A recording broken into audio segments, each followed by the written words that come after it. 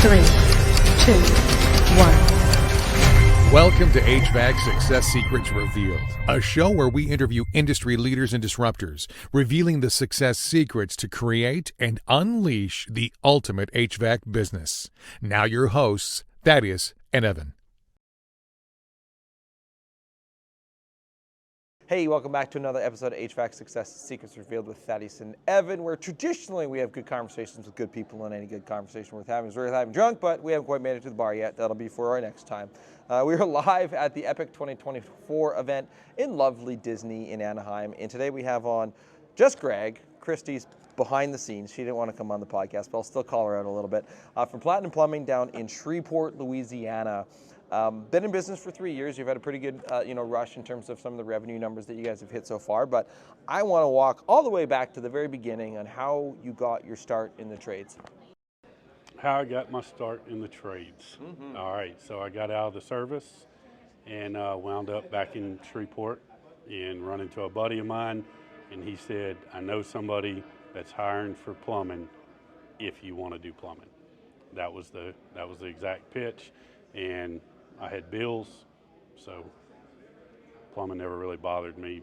I didn't really know what it was or how it was. Fortunately, the company that I got started with got me into a trade school fairly quickly. Yeah, learned some of the skills right off the bat. Yep. So fast forward to 3 years ago. I'm going to start a business. Why? Why did I want to? So after I wound up working for the same plumbing and HVAC company for 17, 18 years. And I went to them one day and I said, okay, so I've been where I'm at for a long time, maxed out. I really don't do much any work anymore. I literally had it made. And but I want to go to the next level. What do you got for me? Crickets. There was absolutely nothing. So I took that as an insult, but I'm kind of glad that I did at this point, and it pushed me into a situation where I had to go work for myself. That was the once I stepped across that fear, that was ultimately it. It did take me quite a bit to get across the fear. Right. It's actually, funny you mentioned that. I've been messaging a friend who's wanting to start his own business today, and I would mention the word fear. To him, I'm like, sometimes we get paralysis around this fear of starting a business because we're leaving what's comfortable and we're going into an unknown, or even just the inaction relates and causes more fear. But it's sometimes just that first step, that first action that helps reduce that fear of starting your own business. What was that journey like for you? Getting across the fear? Yeah. That's a funny story, and I actually tell the team this story. They want me to tell it to everybody that joins the team. But so my journey across the fear was actually running a marathon. I'd been out of working out for a long time. I got pushed into a gym because my back was messed up, and because I rode around in a truck all day instead of doing it. I was going to say, as most technicians are. Yeah. Tough on the body. Yep. But I'd actually quit being a technician, and I oversaw technicians. So I just drove around the truck and looked at you, and or looked at your product or whatever. Right. So that almost forced me into a back surgery. Alternate to that was a gym. There was a very instrumental person. He was a startup on a gym, and he told me in order for me to participate in his gym, not only did I have to pay him money, but I had to set a goal. I said, "We'll look better, feel better." He said, "No, it's got to be a SMART goal." I said, "You call it what you want. We'll look better." But he taught me SMART goals, and I think it's one of the most instrumental things in my life. So we went into the SMART goal. I gave him a not such great goal. I told him I wanted to run a 5K in 30 minutes. Anybody that runs even a little bit, most of us can walk a 5K in 30 minutes, right? Yep. So he made me set a baseline. My baseline was 28 minutes. At the end of that, he said, okay, right now while you feel good and everything, what's your goal? And I told him, okay, so I never told anybody, but I always wanted to run a marathon. I had no idea what the training cycle and all that stuff was going to be for a marathon. The time I got through doing that, spending a bunch of Saturdays running 4 hours a Saturday, I got a lot of time to spend with me and God. And, that's where I learned that I can think about those fears and concentrate on those fears, but if I give my energy to the other side of the fear, so I have to spend enough energy on that fear to understand it. I have to have the knowledge, But once I have the knowledge, the only reason not to step across is because I don't think I can. And so, I mean, I got a real closeness and found out that there's a lot of stuff I can do that I didn't never believed. That's the mindset, breaking down that mental barrier. And honestly, that's why I go to stuff like this. I love to meet new people, but to listen to these speakers and stuff, they're re-energized in that mindset that you are capable. You're absolutely capable. Well, and especially as a business owner, you're on an island by yourself a lot of the times, and you don't have that. When you don't have that peer group that you can go to and you can vent to and you can get re-energized again, it can be really difficult. And there's a lot of people that really struggle with that. So having groups like this, having events like this where you can get together, get re-energized again, connect back with your goals so that you can continue to strive forward. Real quick, SMART goals for those that have never heard of that before. What is it? So I'm gonna do this wrong, but and Chrissy is the brain. She's not getting on camera, but she probably knows it right off. Tell me. Just say it. Time. What's the S? I'm forgetting the S. Specific, measurable, attainable, and it has to have a time. Realistic. Realistic. Yeah. And then technically you can add in another R and call them smarter goals. The very last one would be a reward. So what's your reward once you hit that goal? Because sometimes people will set a goal and they say, great, I achieved it. Well, so That's all there is, right? What's next? I'm a Tony Robbins fan, and so Man after my heart. It's been a couple episodes since Tony Robbins came up, though. well, but one of the things he says is it's not really about the goal. It's about becoming the man to achieve the goal. So what more reward do you need? If I become that man, she looks at me better. You know, my image in this world is better. And I don't mean that by I look better, I feel better, but we're all shining examples of what God can and will do. And so if I grow to achieve that goal, I shine better. I do love what Gary Keller says, and he says the purpose of a goal, people think it's to achieve it. And he's like, it's not, it's to be appropriate in the moment, right? When you're trying to run a marathon, you know, 26.6? 26.2, that's what it is. It's easy in kilometers, just 42 kilometers, done. Round, easy numbers. It's actually made off of kilometers, right? Yeah, exactly. But I always find confusing when people are running in the States that talk about kilometers all the time, yet they do everything else in miles. But hey, neither here nor there. But I digress. But no, it's okay, so how do we break that down? How do we make it to be something that's realistic? And how can we stay appropriate in the moment so that we stay on track for it, right? And that's the thing that when we set goals, more often than not, we write it down, it ends up on a piece of paper, we're all proud of it, we're excited about it, and then it goes in the drawer and we look at it again next year, right? What do we do with our goals? We write them on paper and put them on the board. Love it. And the whole team. Whole team can see it. Yes, everybody from the lowest apprentice to the CSR writes their goals and puts it on the board. It's their goals. Perfect. I was going to ask, like, is it just your company or is it the CSRs and everybody else in the team for that matter? Now, do they also write down personal goals? Yes, so we don't, those goals are not business or personal or growth or any, it's your goal. One guy this last month, he wanted to buy a new bed. So he just wrote down, I want to buy a new bed. We thought it was silly, but hey, that's his goals. We added that maybe one without bed bugs, but you know, it's your stuff, man. How specific do you want to get? We can go to the dump right now and pick up a free one if you want. Boom, goal achieved. But so then you get into the measurable part and then tearing that goal apart. You're absolutely right. If I write down a goal and I put it in a notebook, I've got notebooks full of goals, right? Yep. And they're in some drawer or on some desk or whatever. But we write them down, we put them on the board, and then we try to help each other re-engineer that. How do I reverse engineer to get to that point? Right. Which is what me and her do on an annual basis. You know, we want to get to 4 mil this year.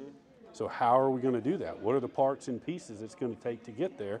And I think it's a real cool season in our life, because for us to get through the first year, we had to learn certain things. And to let go and let some stuff happen to realize that the way that I've always done things weren't going to work anymore. The most important lesson that I knew coming into business when I stepped across it, I stepped off a cliff, right? I just stepped off a cliff and said, okay, we're going to figure this out. Did some research and all that stuff, but I wasn't ready. But I knew that I knew nothing about business. I knew a little bit about how to turn a wrench. I knew a little bit about how to talk to people, and that was about it. I was pretty good at, we had some accountability money stuff that worked in our favor. But going into this year, I believe that the most important thing we're going to have to conquer is getting the people around us, the right people around us, to get to our goal. Because it's no longer about us. I can't drive it. Right. I'm in Anaheim. Right. It's leading leaders, right, and developing leaders to be able to run the organization, and that's really that next hump that I think a lot of people get stuck at and they can't do. One of the things that you mentioned is your first year struggles and some things that you had to let go of that helped you to get to where you're at right now. And just for those that are listening, 2 years in business, $750K the first year, $2 million year two. Goal number 2 is to double that to $4 million. So almost on pace to for 3 years in a row of doubling growth. What were some of those biggest struggles for you in year one that you guys had to overcome? Well, year one, so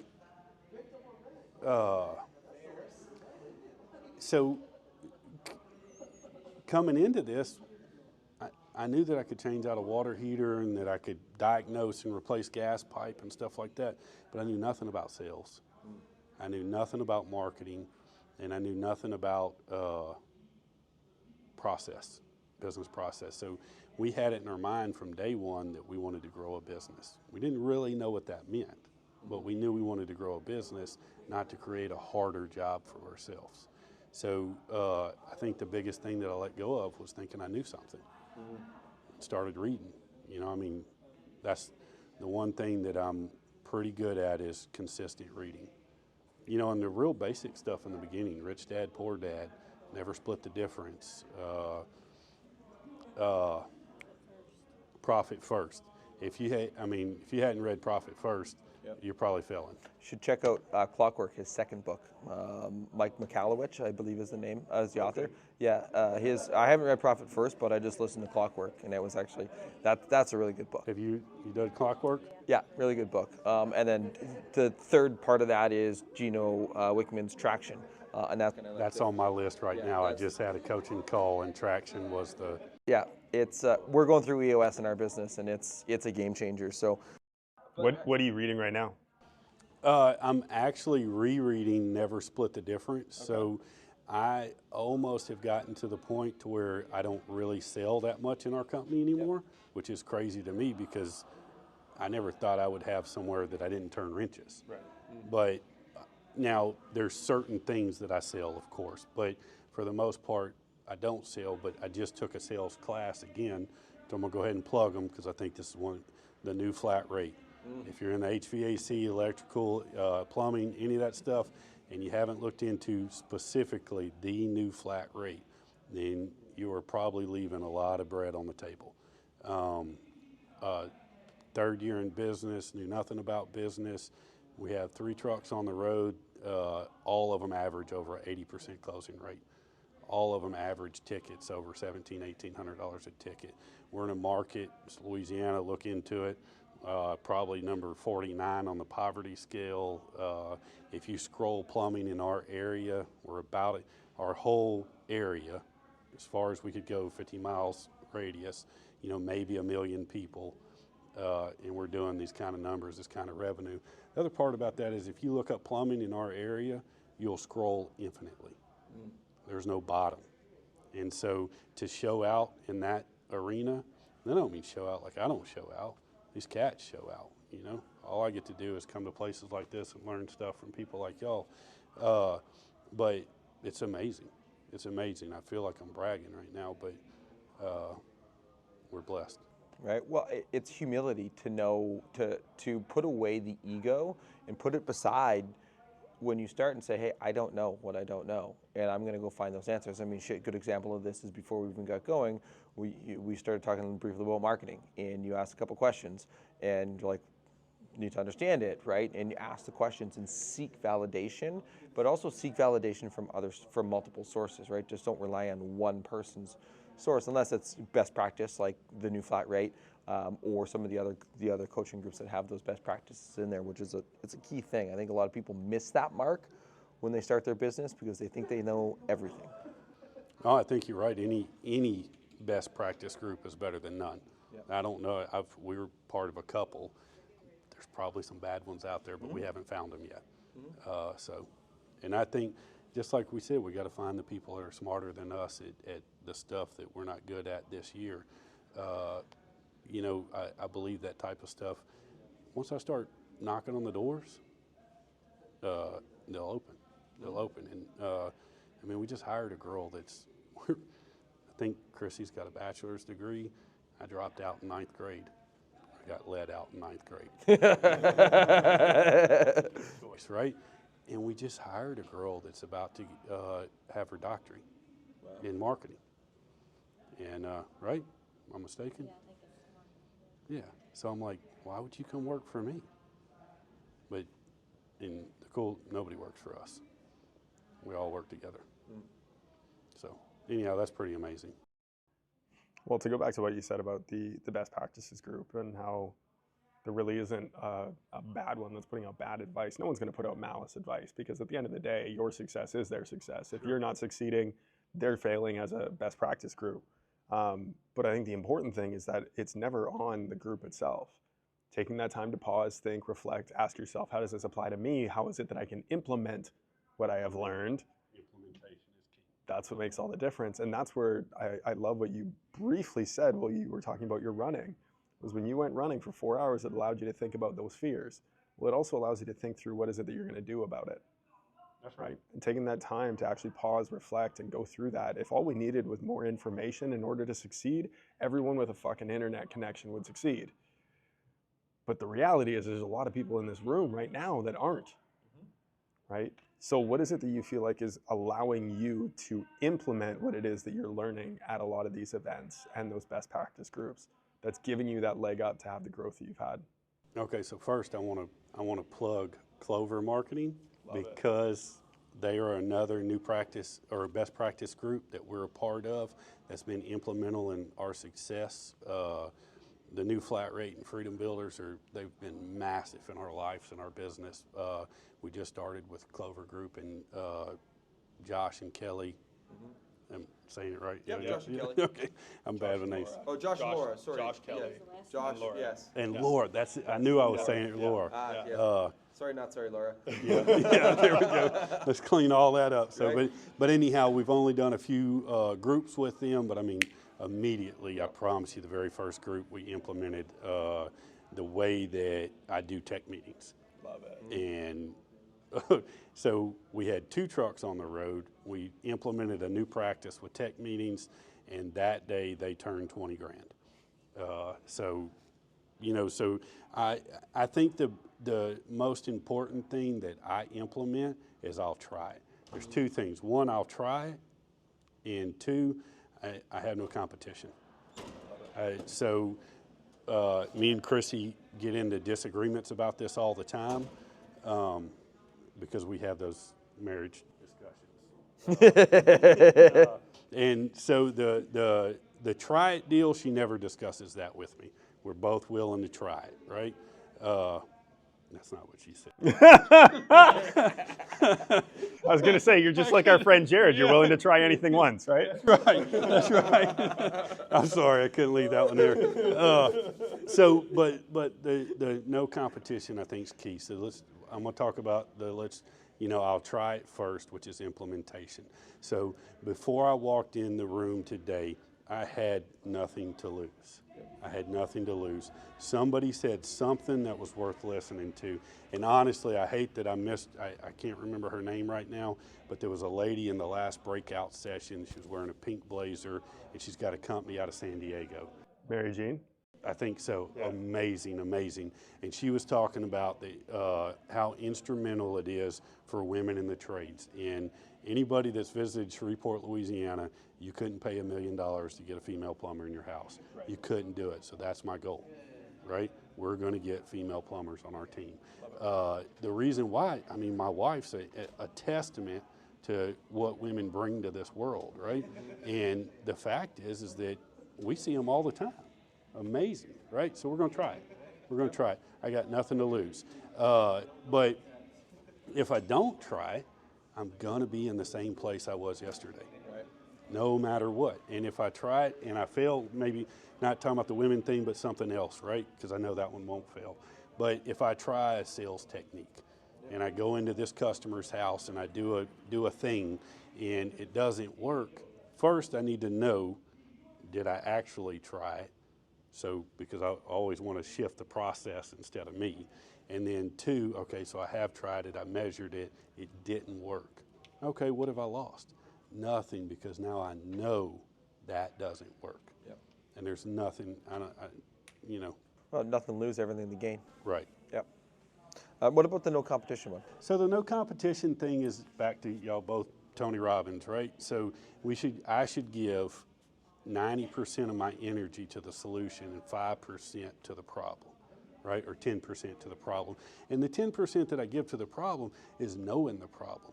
It's not actually giving energy to that problem. It's just understanding this is what the problem is. Okay, so what's the thing to get over that, right? And that's 90%. So if I have no competition, these other people in the market, Tommy Mello did it really good, right? He said that when he goes into another market, they love to see him in their market because he's bringing the cost up. He's bringing the cost of what we do up. And we all know that really, if you get down to the nuts and bolts, what the problem is in the industry is that we don't charge enough, so we don't pay enough, so the people hate doing what they're doing, and then the customer gets cheated from their experience, right? Mm-hmm. That's all it is. And of course, we measured off of nuts and bolts and all that crap, but we don't need to get into all that. But what I need to know is that when I go on Google, and I just told you there's an infinite list of plumbers in my market, we consistently stay on the top 3. We've been in business for 2 years and a quarter, right? Yep. And we stay on the top of that because we provide a different experience. I can't provide a different nut or bolt. Right. We all just have the nut, sorry. You're good. I do want to know what this is, though. I need one of these. So anyhow,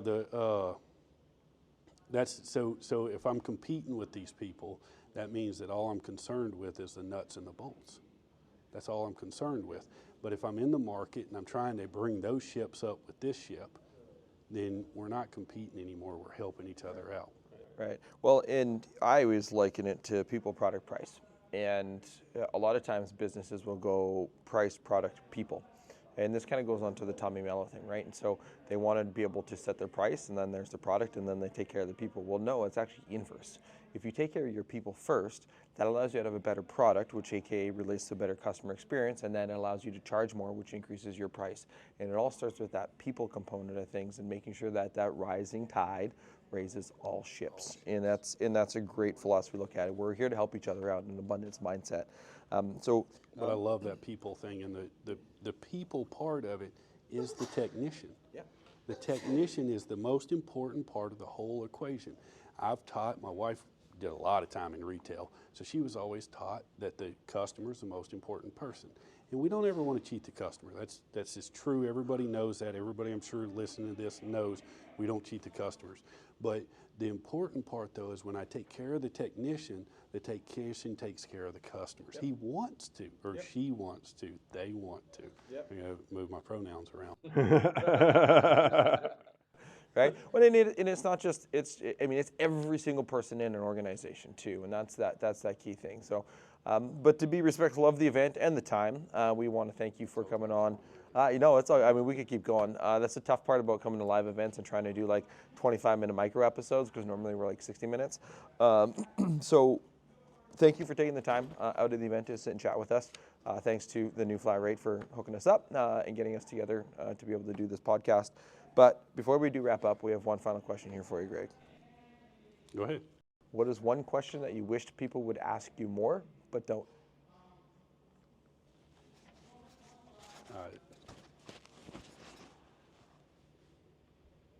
I don't have an answer to that.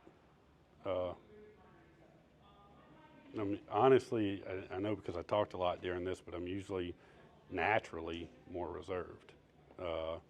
Just in the last couple of years, took this role and kind of run with it. I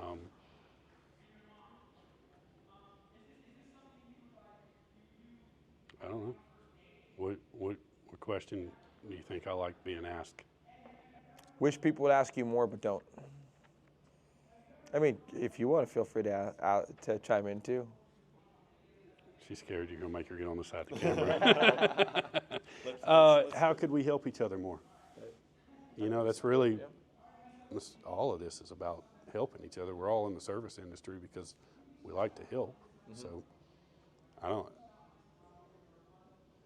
it's not like I need a lot of help. If I did, if I told you that, then I wouldn't be very macho. So. Right. Yeah. But I mean, that's thinly veiled throughout the entire. Most times, it's like, okay, well, how can we help each other more? That's thinly veiled all throughout this entire message that we just had in this podcast and this show, is that when we get together and we band together, now we can be stronger together. And shit, that even goes back to what we were talking about marketing earlier. Like, yeah, let's just have a conversation, right? Like, and when we go, if we can help other people out, everybody wins. Yep. What do you wish that you knew in year one that you didn't know you didn't know? How important patience is. So, because not only did I come from a technician standpoint, but I come from a very specific construction standpoint, and my job was to push you. Literally, the company that I would never mention their name because of the stuff I'm fixing to say, but their culture was, burn a drill up and replace it. Are y'all familiar with that? Yep. So, every man's just like a hand drill, and once you burn him up, replace it. And I got taught that culture, and I implemented that culture, and I started out bringing it into the team that we're building. And I think if I would have known more, really, the importance of culture and what a leader is, I had no idea what a leader was. And I spent years in the military, probably doing too much stuff I wasn't supposed to do instead of learning how to be a leader, right? So I had no idea. That's I don't remember the name of the book. I can tell you in a minute, but one of our coaches, Roger, told me to read a book about leadership, Boundaries for Leaders, I think. But it told me how, as a leader, my job is to create the environment. It's not to make you do anything, but if I create the right environment and you fit in it, then you'll rise to the position that you're in. And I didn't know. I thought my job as a leader was to tell you how screwed up you are and push you to go faster, honestly. Nope. Not most people. Most people don't like that method of leadership either, right? Some people need that. Most people don't. You talking about the push? Yep. Yep. Hard to push a string. Right. Awesome. Cool. Greg, this has been a pleasure. Thank you so much for joining us. Yeah, thank y'all. And yeah, dropping some knowledge with us here today. Appreciate it. And until next time. Cheers. Well, that's a wrap on another episode of HVAC Success Secrets Revealed. Before you go, two quick things. First off, join our Facebook group, facebook.com/groups/HVAC Revealed. The other thing, if you took one tiny bit of information out of this show, no matter how big, no matter how small, all we ask is for you to introduce this to one person in your contacts list. That's it. That's all. One person. So they too can unleash the ultimate HVAC business. Until next time, cheers.